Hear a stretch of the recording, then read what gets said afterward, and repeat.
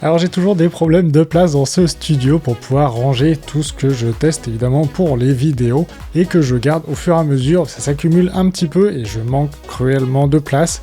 Alors du coup j'ai un PC qui prend quand même beaucoup de place et qui doit faire dans les 16-18 kilos, donc c'est quand même un sacré parpaing.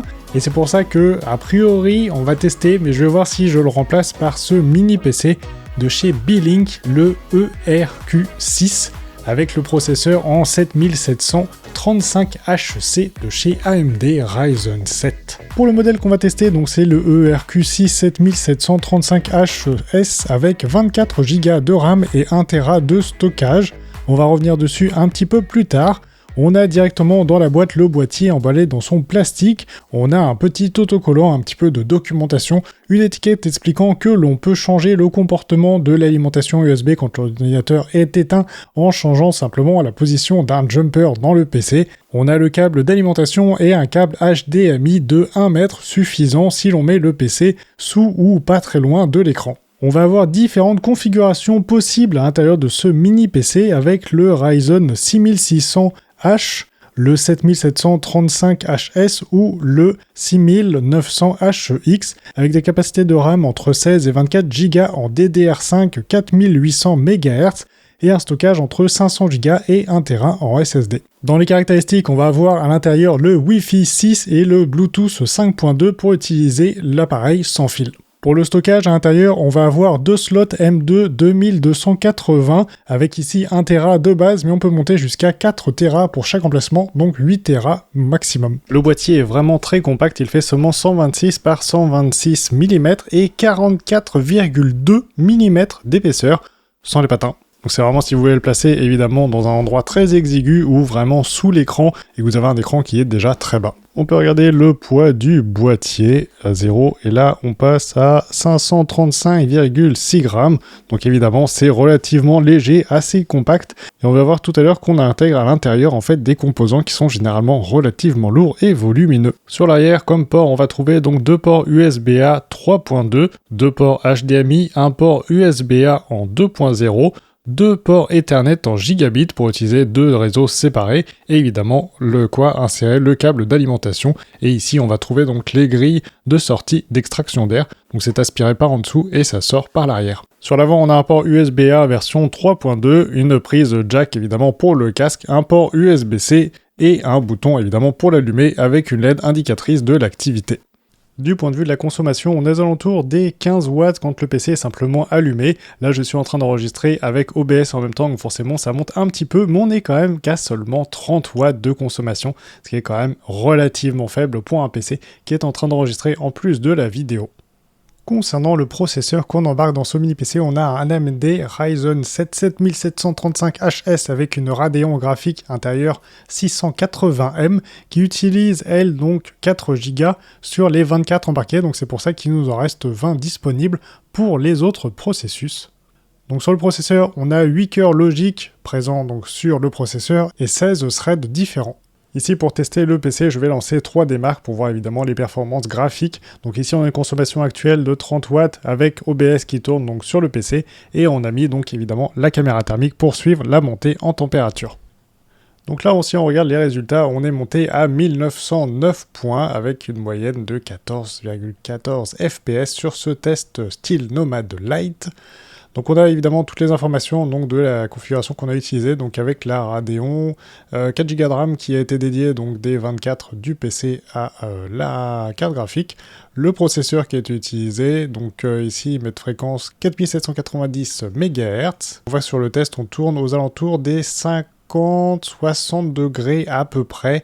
Donc ici avec une charge GPU d'environ 100% et 5% pour le CPU. Donc on voit que le clock ici, donc la fréquence du CPU évolue pas mal, donc elle varie ici entre 1500 MHz et 4500 ici, même 4742 au maximum ici. Donc ça c'est le test qui a été réalisé donc avec un score de 1909, donc avec le AMD Ryzen 7735HS. Donc on tournait environ à 40 watts avec le test sur le PC, donc c'est franchement raisonnable. On a une température actuelle qui est de 40,1 degrés, et si on regarde ce qui se passe éventuellement en dessous, Franchement, en dessous, ça chauffe même pas. Et si on regarde derrière, c'est évidemment là qu'on a les radiateurs qui vont ventiler. Donc ici, on est à 47,5 mesurés. Probablement un petit peu plus si on arrive à taper bien à l'intérieur au niveau du processeur. Mais franchement, ça monte pas trop en température. De toute façon, on l'a vu, ça peut monter à plus de 60 degrés au niveau du CPU. Donc ça ne montera pas évidemment à plus de 60 de manière générale. Sur ce test de vitesse en lecture et en écriture sur le SSD en local sur ce nouveau mini PC, on voit que dans le meilleur des cas, on est à environ 5 gigaoctets par seconde. Donc dans une écriture séquentielle, et quand on commence à passer dans quelque chose d'un peu plus aléatoire, évidemment, les vitesses diminuent, mais restent quand même relativement élevées et devraient normalement vous permettre d'utiliser le PC sans aucun problème dans un usage bureautique ou autre. Donc du coup, avec le 1 Tera que j'ai donc ici, dans cette config qui est remontée comme 930 gigaoctets, eh bien on a quand même des vitesses qui sont très intéressantes. Pour l'utilisation qu'on pourrait avoir avec Fusion 360, c'est franchement déjà très confortable. Vous voyez que ce modèle qui a déjà quand même pas mal de triangles, donc un modèle de Panda imprimé en 2 couleurs que vous pourrez trouver éventuellement en lien si ça vous intéresse sur Printables.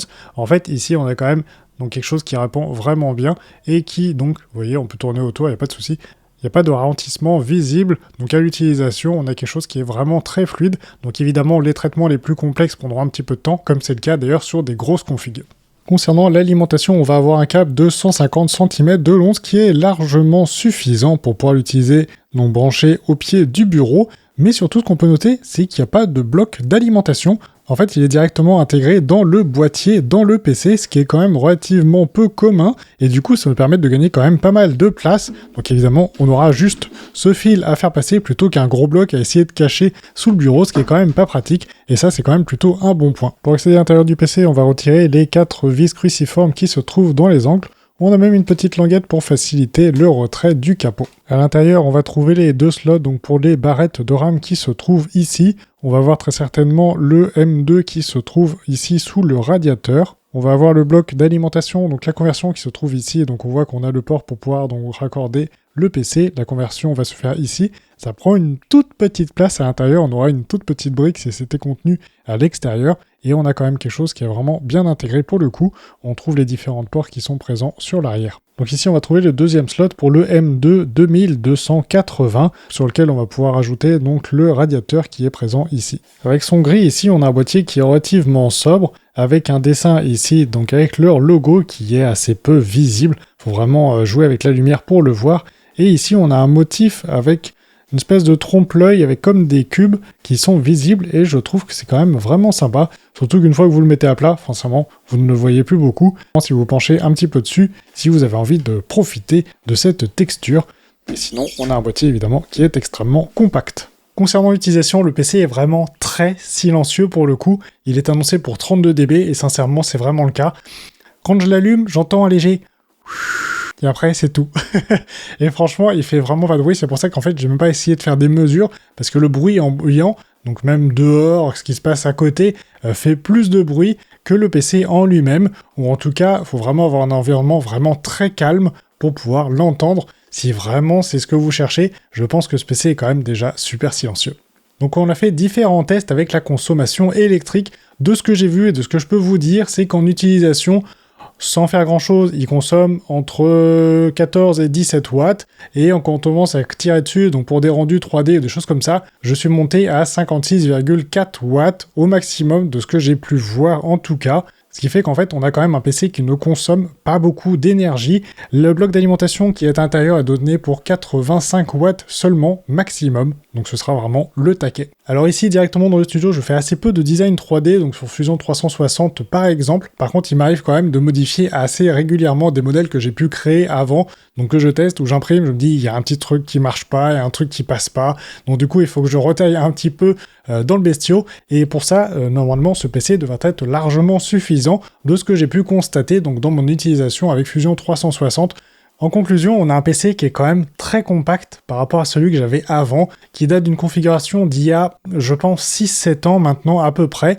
On avait surtout un parpaing qui faisait un petit peu de bruit, mais ça franchement, le boîtier était quand même déjà très silencieux. Et là, on va par contre à un mini PC que je vais juste poser sous l'écran, qui va me permettre de travailler tous les jours et de faire normalement largement ce dont j'ai besoin. Je cherche pas à avoir une machine de guerre, je cherche pas à faire du jeu non plus. Alors je fais pas mes montages vidéo ici, je le fais sur un autre PC qu'on avait déjà vu précédemment sur la chaîne, qui est déjà nettement plus puissant et qui permet de faire les rendus assez rapidement. Mais là, globalement, pour un usage, on va dire assez classique, c'est largement suffisant et on a quand même une configuration qui n'est pas très onéreuse pour ce qu'on intègre à l'intérieur. Et bien voilà, sur ce, je vous laisse et je vous dis à très bientôt dans une prochaine vidéo. C'est salut!